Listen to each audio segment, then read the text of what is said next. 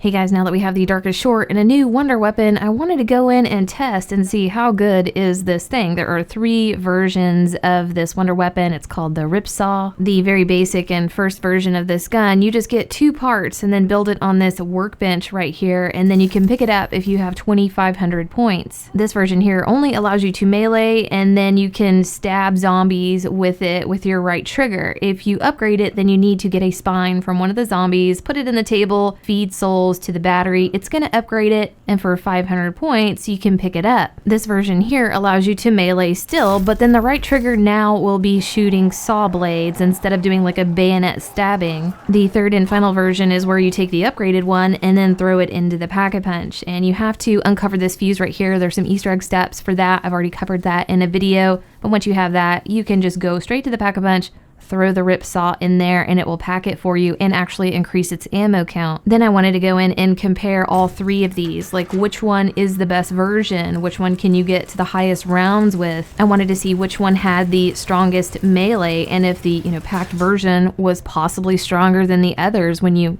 just did the melee function and not used the blades. I also wanted to know how much more ammo do you get with the packed version versus just the regular upgraded version. I also tested it against the boss zombies to see how good it was, so I'll be showing you guys that. And finally, I wanted to see if that universal mod that is supposed to give you more ammo actually affected the projectile saw blade count on this weapon. First, I'll show you guys how the weapons compare with melee. I was thinking, well, maybe the packed or upgraded version would be stronger than the regular, but it's not. It is exactly the same damage rating. So without the Slappy Taffy, all 3 of them will be a 1 melee kill from 1 to 13. And then on round 14, it starts to become a 2 melee. And I didn't test it in the higher rounds to see when it became a 3. I did find the melee animation of this very slow, and I don't particularly like it myself, and it's not recommended to use this weapon as a primary way of surviving and using the melee on it. I also tested it with Slappy Taffy, and it did increase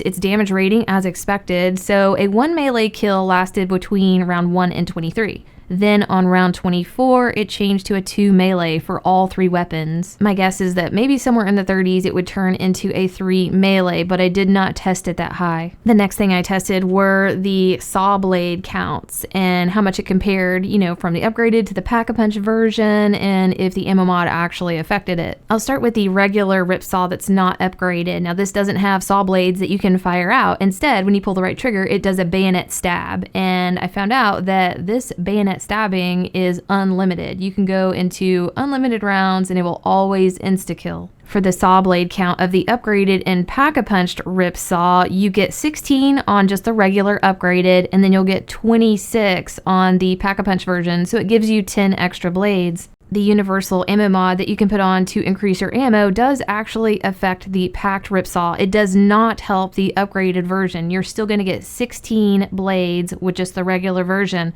but with the ammo mod, you're going to get 38 with the packed version. So it actually increases the packed Ripsaw saw blade count by 22 instead of just 10. So after going through all these stats, I was surprised to learn that the regular Ripsaw, like not upgraded, is the most powerful and will get you to the highest round. The bayonet style killing is unlimited, and so are the saw blades on the upgraded and packed version, but you're gonna run out of saw blades in the high rounds. But the regular Ripsaw is going to keep killing unlimited, and you don't have to worry about ammo. Now I want to show you guys how powerful this weapon is against the bosses. Now, against the assassin, it's useless unless you have mods that are really beefing you up, like some of the ones that give you triple damage. But without it, this weapon is not very effective. And I'll demonstrate on the whistling. So if you're just meleeing with the Ripsaw, doesn't matter which version, it's going to take 5 melee to kill him. Even if you hit him in his critical spot, it doesn't matter. It still takes 5 melee. If you have the upgraded or packed version and you shoot saw blades at a whistling, it's going to take 5 saw blades.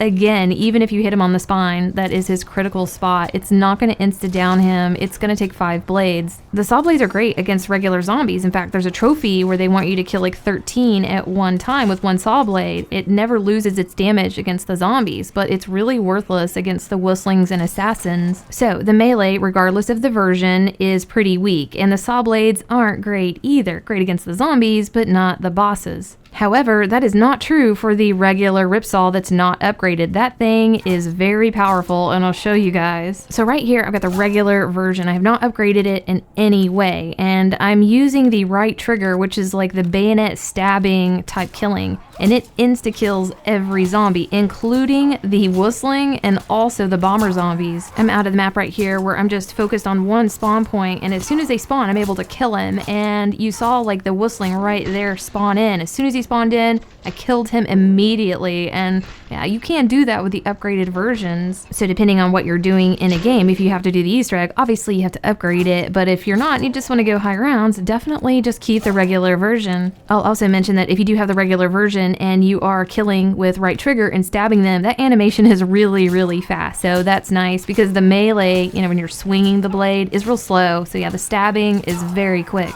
Also, if you'll note, I'm on round 66. I had gone to like 70 or something, and it was still insta-killing everything. I tried to get close to the assassin to stab him, but I was getting wrecked, so I didn't really get to test it against him too much, but I'm sure it's going to do a lot more damage than, you know, say the melee on this or even the blades. Now, with the upgraded version, you can do an insta-kill on any zombie, but you have to be running first and then hit your melee, so that it goes into this charge shot mode. It's going to pull the blade up, and as soon as you ram into a zombie, it's going to do a heavy melee, and it's going to freeze you there, and you're probably going to get clobbered if you're not just, you know, standing there with that one zombie. But this is the way that you harvest the spine, you know, out of the zombies when you have the upgraded version. So even though it's really powerful, it's not a practical way to be killing things on a high round. So the regular Ripsaw still wins in this category. I was certainly surprised by these results, and let's just pray that Sledgehammer does not nerf this regular version. But I hope this helped you guys out, and we'll see you next video.